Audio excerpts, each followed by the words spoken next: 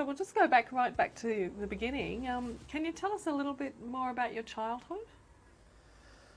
The childhood was fairly good up in Cracow. It was a good place to grow up. There was no drugs, nothing in those days, and we had our Shanghais and our Daisy air rifles, and school was good. We all good schoolmates, and used to go out the river fishing and swimming, played tennis and a lot of football, travelled around playing football. To Eidsvold and Monto and Troupe and Wando and all through there, and Theodore, and yes, it was good. It was a good place to grow up in, a real good place. And one of the teachers that I had up there was Ray Wilke. Ray was ended up on Channel 10, the weather news, and Ray married one of the students there, Joan Hunt. And Joan was always a very good friend, and her people were real nice people, and we're all friends. And I'm still friends with them today. We ring each other, and we go down occasionally to see them. They come up here. What sort of people were your parents? Mum and Dad, Mum was very quiet, but Dad was a fairly big chap. But he worked all the time in the mines, and he was all right. But Mum was a very gentle lady, but she died young, cancer and kidney cancer or something. And can you describe the sort of work that your father was doing? Well, Dad was one of the shift bosses at the mine, underground in the open cut, and he was one of the bosses. Cracow in those days was a fair-sized town, and there's 3,000 or 4,000 people there, and there was a lot of men worked at the mine. And there was about 3 or 4 mines around the place, but all owned by the Golden Plateau, and they've since found a lot of gold up there now. But yes, he worked in the mines all the time. But, and as you were growing up as a boy, do you have any recollection of the wartime? Or? Yes, we used to listen to the news. We had a little STC radio. And we used to listen to the news of a night time about the bombing of Germany, and I can remember the atom bomb when they dropped the atom bomb on Hiroshima. And I always used to listen to the news. But there was a couple of chaps from home that joined the Air Force, and they used to come home and leave, and they were my idol because they were Air Force. Yeah, that was good. And your father was not involved in the war in any way? No, Dad. The mine, there was a wolfram mine up outside of the town, quite a way out, and that they put Dad out there to manage that because that was a protected sort of industry, because wolfram was needed. It's a metal for hardening steel, and they'd harden gun barrels and things like that, and Dad had to go out there, and that's where he stayed for the war.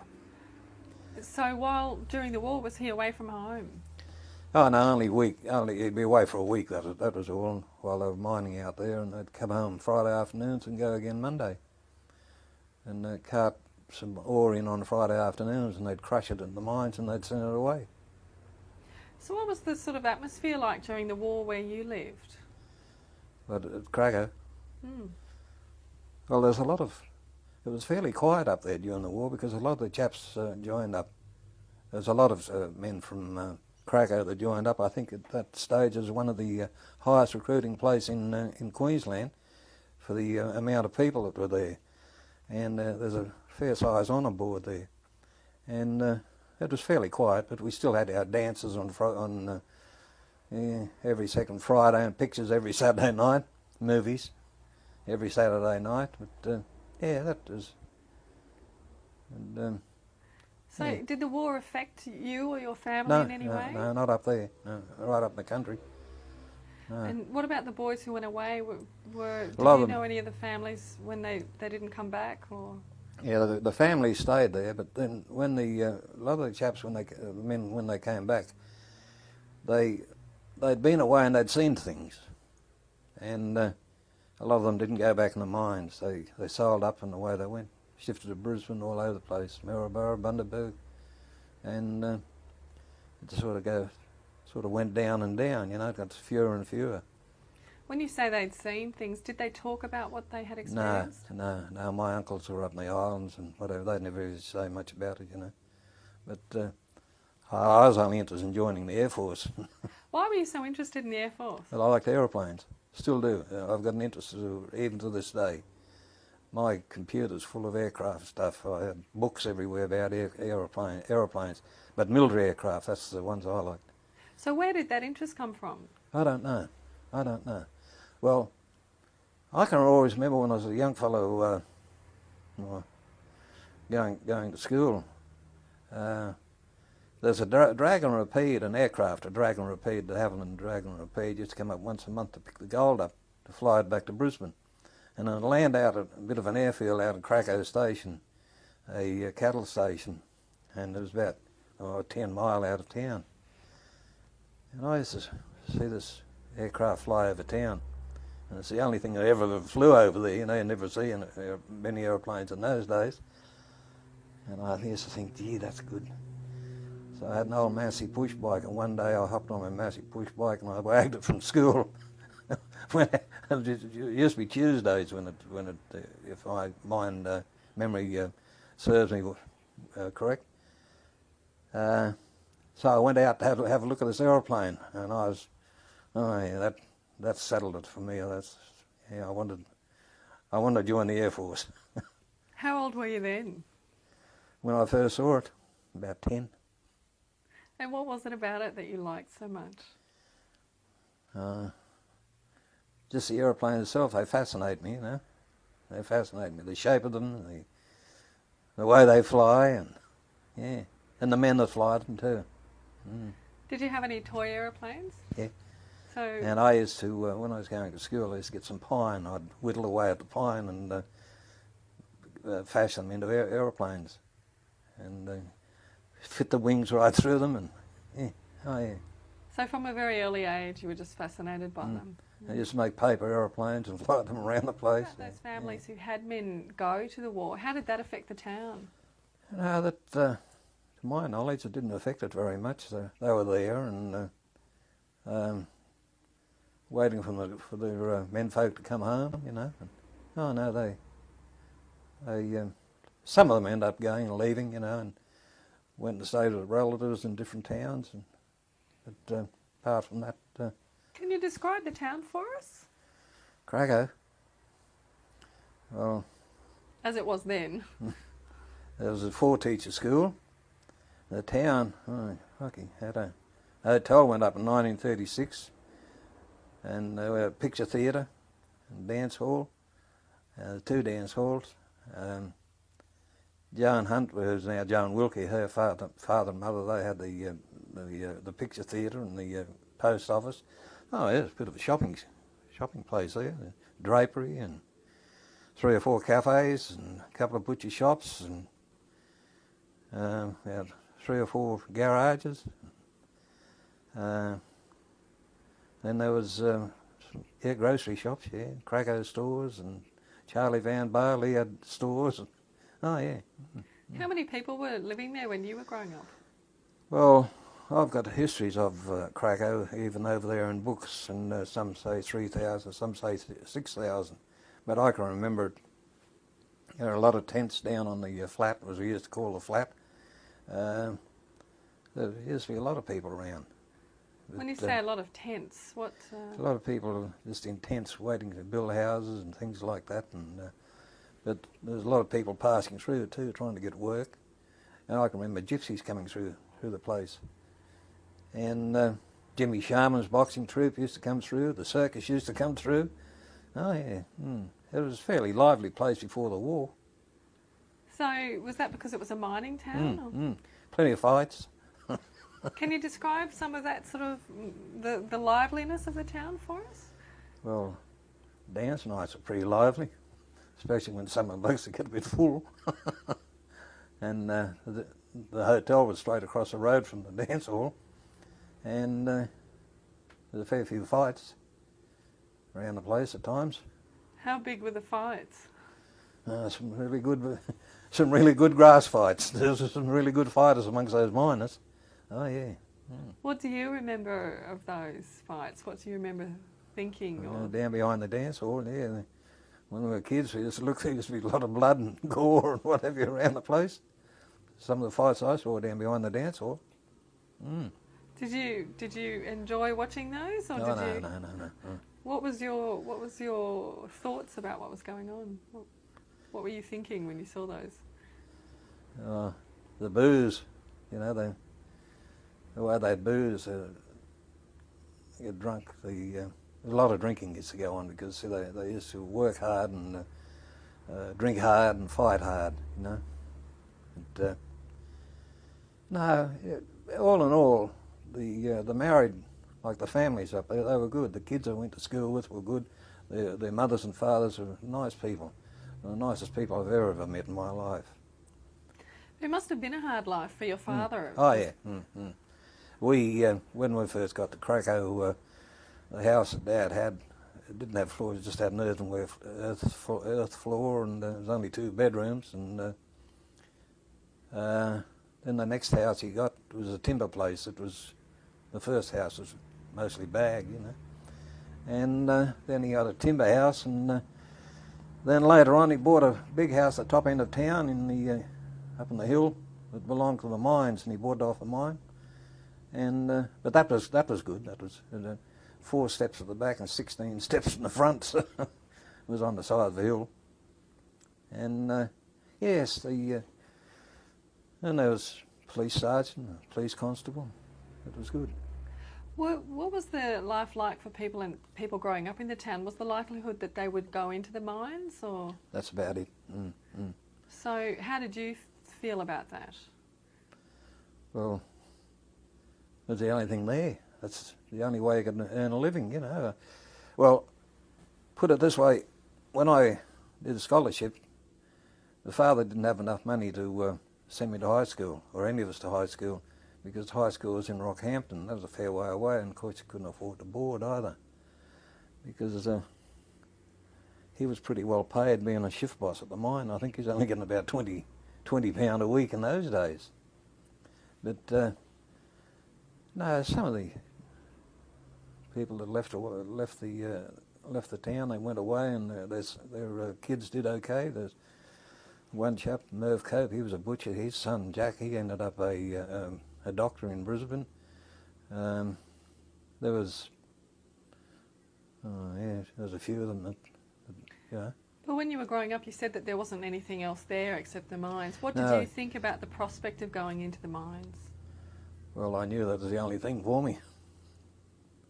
Did you want to do that? Or? Not really. I was just waiting to join the Air Force, and I couldn't wait till I was 21. How did the Depression affect your family?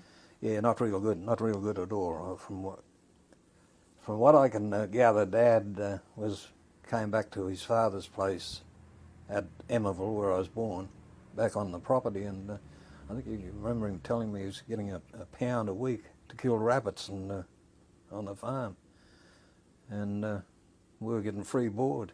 Grandfather gave him free board, and we were just in a shed. But I can't remember much about the Depression. Can't remember much about it at all. But I can remember going to school just with bread and dripping sandwiches, tomato sandwiches and plum jam sandwiches. But we didn't have much money. What about during the year? Was there during the war rather? Was there rationing? We had clothes rationing and food rationing, tobacco rationing, all that type of business. Coupons. So how would when I joined the Air Force too, they had coupons. So how would you describe those war years, that time? I don't know. They weren't real easy. Mum made ends meet. I don't know how she made ends meet, but she kept us dressed, kept us fed, and I don't know. I think she had a lot of worry trying to look after the 3 of us, and on the amount of money we were getting, and it might have hastened her to her grave. I don't know. But yeah, so it wasn't easy. You said that you remembered the atomic bombs. Do you remember when peace was declared? Yeah, I can remember that. I can remember that in Cracow. We had yo-yoing down the streets and bonfires going everywhere. And yeah, but yeah, I can remember that. And I always remember Guy Fawkes Day too. That was the 5th of November. We used to, the old Sandry man, Bob Roberts, he used to make these whopping great bonfires. We used to stack up wood down on the reserve, stake it up as high as we could get it. And then Guy Fawkes night, they'd let crackers off and then they'd set fire to the heap of wood and a Guy Fawkes on the top of it. But we had things like that, you know, and to keep us going. And, no, it was good. Did you get away from Cracow during holidays or anything like that? Or? Very, very seldom. First time I ever saw the ocean was at Japan. I don't know, I must have been around about 9 or 10-year-old then.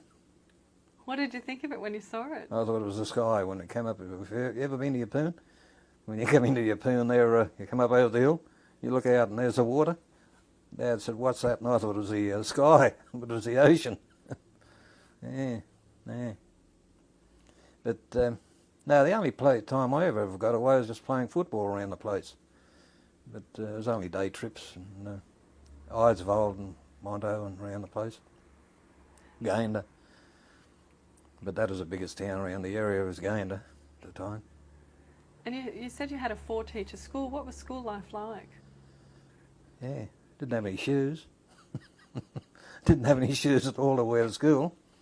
But yeah, it was all right. And, yeah, fairly basic. And when you left school, what was your first job out of school? I went into the mines as an apprentice electrician. And how did you enjoy that? Hated it. I hated it, and because of the money, see, it was only 13 4pence a week. That was for the first year, and the next year I went up to £1.05 a week. And all my mates were underground getting £9, £10 a pay, you know. So I wanted to go into the mines then to get some money. And then when you did go into the mines, what was that like? Yeah, I had 5 years. I was underground, up in the open cuts on jackhammers. It was pretty rugged. Down underground on the number 5 level at the main mine, it was pretty wet down there, and the roof, you know, it's all water just seeping through all the time, and bats everywhere, millions of bats. And I was underage to be working underground. I think you had to be 19. And when the big chiefs from come up from Melbourne on their annual inspection, I'd be down the number 5 level and whatever. We only had carbide lights, and they'd come down to inspect the tunnels and whatever, and they used to put me in a little blind tunnel and blow the light out. And you've never ever seen dark until you're 1,000 feet underground and no light. And I'd have to wait until they went. Then they'd come up and pick me up and come into tell me it's okay, and they'd have their lights, and I'd light my carbide light, and away we'd go again. So that was to avoid getting caught? Mm. Oh, yeah, well, yeah, for them, I suppose, because, you know, probably wasn't a done thing to have a 16-year-old, 17-year-old underground, working underground on jackhammers. And then I went up in the open cut. I was up there for a while in the glory holes. They call them glory holes. You know, all you had was a rope around your waist, and you were on jackhammers, on ledges, and drilling holes and filling them with dynamite and blasting it all down. And then you'd go underground and get it all out. What was that like? Well, in those days I didn't mind because I was only young, and the money was good as far as I was concerned. When I left, I was on contract. When I left to join the Air Force, my father put me on contract, and I was putting in tunnels and all that, whatever, you know. I was getting so much a foot, and £2.5 a foot. Gee, this is all right. And there's about 4 of us in the gang, 4 or 5 of us in the gang. So the harder we worked, the more money we got. So when I'd get in the relatively soft ground, I'd put cuts in about 16 feet deep, so we get the money. And I was drawing something like £75 a fortnight. which is huge money in those days. And but it was okay. I only just went back just recently, a couple of months ago, to have a look, and brought back a lot of memories. Oh yeah, those days in the mines are fairly hard. It must have been really tough. Yeah, on a shovel and pick and shovel.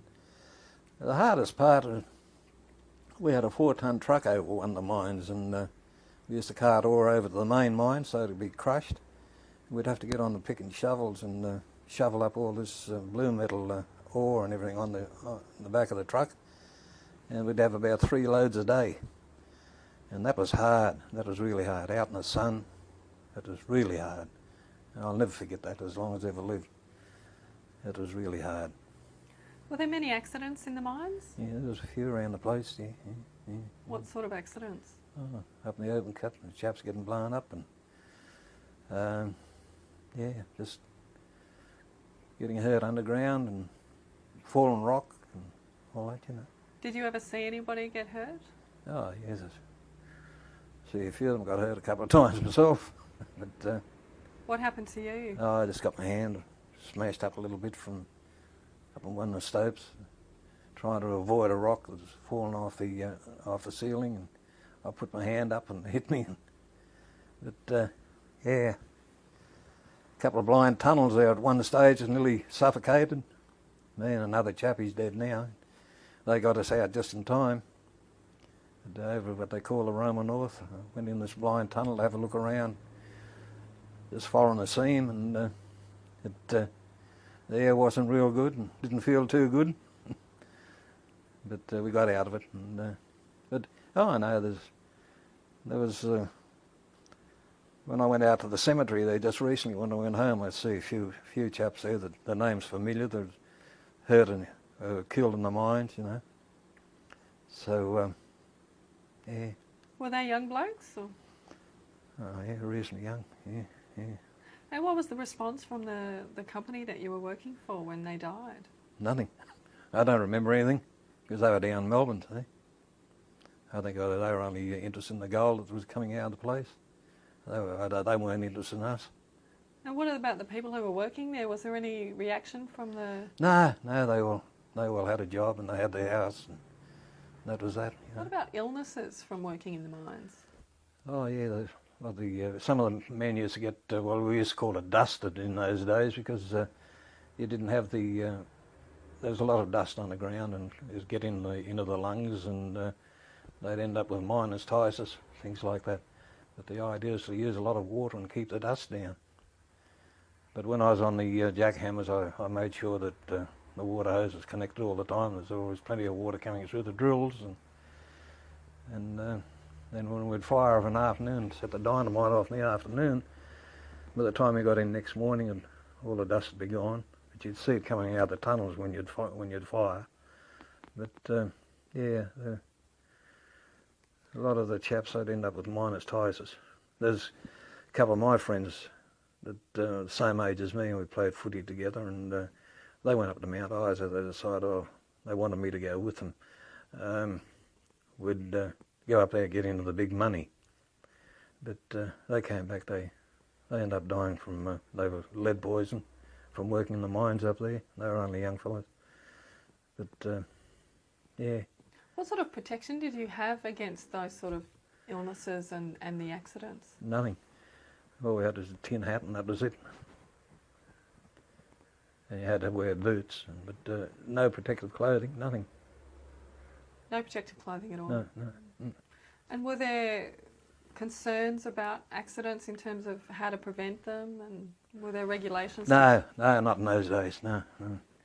There was only one union organiser around the place, and he was working for the mines too. He was underground, and so you know, if you got sacked in those days, it was a bit hard to get a job again, because there's plenty of labour around after the war and whatever. But no one. There was no strikes or anything like that, and no protective clothing. None of this business they've got today. You went in there and you were there. But you had to be careful of the dynamite. That was all they used to, you know. Dad used to check to make sure that I was plugging the holes right, and not tampering the dynamite down too hard, and things like that, you know. So you were both working together in the mine when you were there? You and your father? Well, he was one of the mines that I was working in towards the end. He was he managed that, the central mine. Mm. How did your mother feel about you working in the mines as well? No, she didn't like it at all. But what else could you do like this? See, around Cracow, the mines were the only thing. And then right around the place there were cattle properties. Well, that type of business, you know. And of course, I didn't like cattle. I didn't ride a horse. Things like that. And there was nothing else around the place. No industry, nothing. Just the mines. So you either did that or you left, I guess. That's right. And where were we going to go to? You know, Cracow was home. And I'd only ever seen a train once in my life. That's when I went to Cracow when I was 4-year-old. We went up by train up to Toowoomba. Came up through the back way through Wollongara, from what I can remember. And Dad and another chap came over. One of his friends came up to pick up his wife too. She was coming up from New South Wales. And that, I think I was only about 3.5 or something like that. And the next time I was on a train was when I was 21, come down to join up. And the nearest rail station was Theodore, which was only 31 mile away. And Eidsvold was on the other side, which was 58 mile away. And they had trains, but so you didn't go over those places because you didn't have the vehicles and the roads are all rough. How did you get around? Well, Dad had an A model Ford, but around the town, well, I had a push bike. So you couldn't drive until you were 21. Couldn't get a licence until you're 21 years of age. And of course, being in a town like that, I only had 2 policemen. Everyone knew everyone. Yeah. As a teenager then, and you were growing up, you said you had cinema and so forth and the dances. What were the girls like? Yeah, they were nice. All those Cracow girls, they were all nice, and they still are. Oh, yeah, they were real good. Yeah, we were always keen on a few of them. And did you used to have anyone in particular when you were a young man? Oh, yeah, there was a couple there. Yeah, oh, yeah. But of course, when I went away and joined up, things were different then. I didn't get home very often. But So do you they remember, ended up leaving and marrying and, you know, leaving the place. So you took some of the girls to the dances? Oh, yeah. Just movies and pictures, you know. And, oh, yeah. What's your swimming. biggest memory of taking a girl out in Cracow? My biggest memory was going to the movies one night. I'll never forget it as long as I ever live. Jimmy Sharmon's boxing troupe was in town. It was right down what they used to call the Oval, right down the bottom of the town. And I was taking this girl to pictures. Pictures we called them in those days of the movies. I didn't have the money. I thought, yeah, what am I going to do? So I raced down to Jimmy Sharmon's boxing troupe and I got in the ring with it. The chap got a bit of a flogging. And I was only young. I was only about 17, yeah, about 17, I suppose. And I got 10 shillings, which was $1. But of course, it only cost us 6 months to get into the movies. So I met her outside and bought a chocolate, raced and got the tickets and went in when the lights were out. Eh? I always remember the movie, and we sat right down the front. They used to call the bleachers in the canvas seats, and I always remember the movie Frankenstein Meets the Monster. Anyhow, I was sitting there, and the lights were all out, and things were getting dimmer and dimmer and dimmer in the eyes. And when the half-time came, they switched on the lights. I had black eyes. My eyes were swollen from being in the boxing ring. And she took one look at me and cried and yelled and went home. And that was the end of that romance. Yeah, So that was one way to earn money to get yeah, to. yeah, go to the boxing troupe when I was in town. Had you done that before? No, I haven't done it since either. So that one and none in time. Yeah, yeah. Oh, I had a couple of other girls to take them home from the dances, and yeah, they So were you good. stayed in the mines until how old? 21.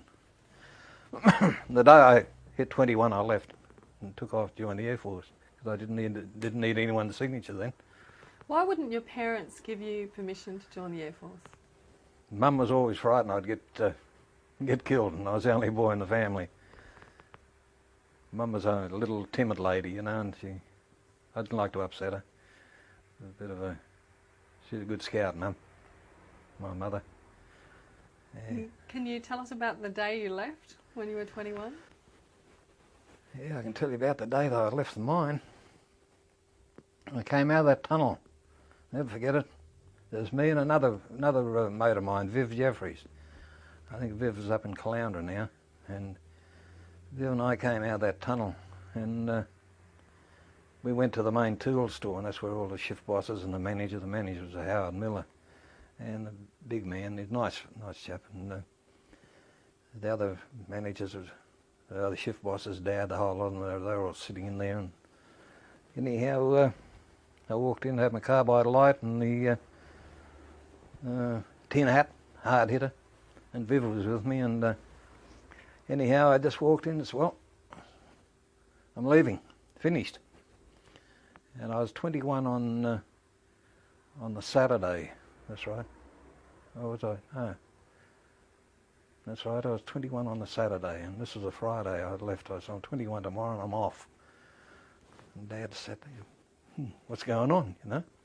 And Viv was with me. He said, yeah, he's going too, you know. And anyhow, Mr. Miller, we all called him Mr. Miller because he was the big boy in town.